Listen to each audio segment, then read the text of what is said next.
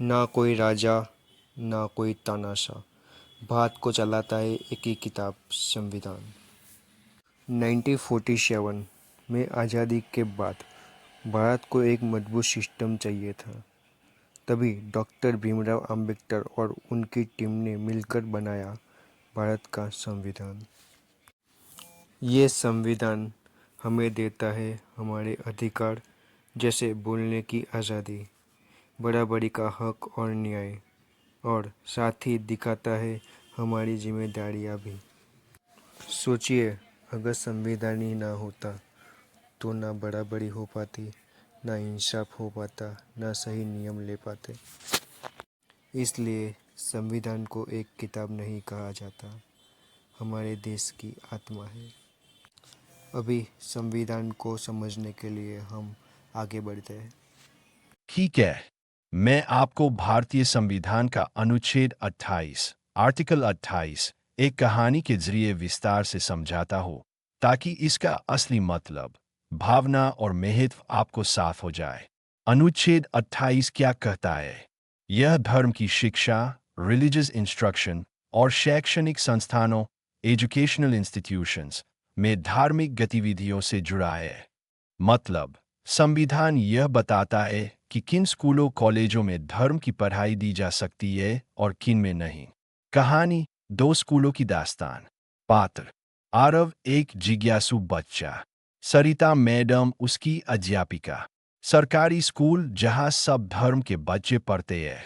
एक missionary school जिसे किसी धार्मिक संस्था ने बनाया है।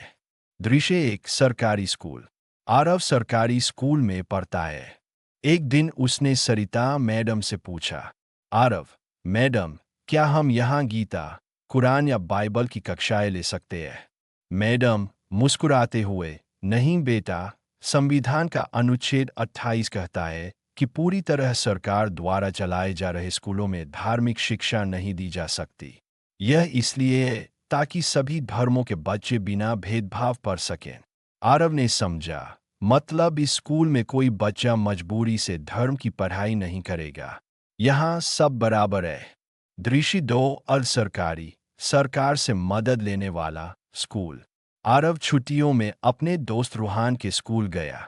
यह स्कूल सरकार से आर्थिक मदद लेता था, लेकिन इसे एक ट्रस्ट चलाता था। वहाँ प्रार्थना सभा में वेद मंत्र गाए गए। आरव चौंक गया, लेकिन मैडम ने तो कहा था कि स्कूलों में धार्मिक शिक्षा मनाए।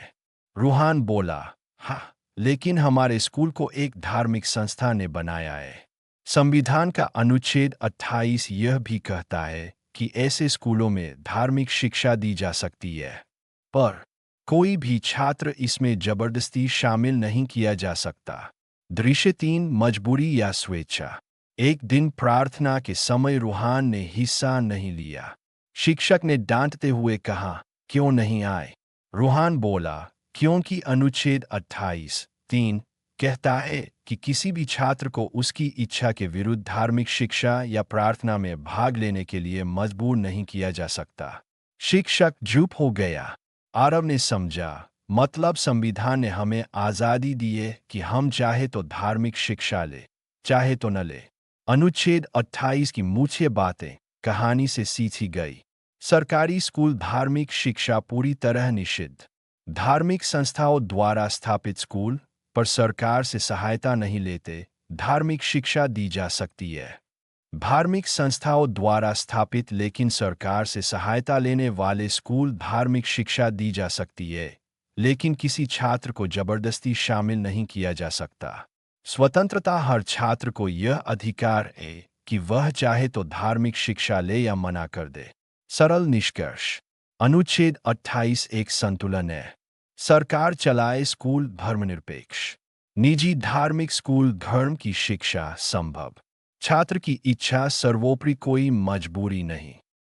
इंडियन कॉन्स्टिट्यूशन के आगे के अध्याय को सुनने के लिए बने रहिए इस चैनल्स पे। सब्सक्राइब कीजिए, लाइक कीजिए, शेयर कीजिए।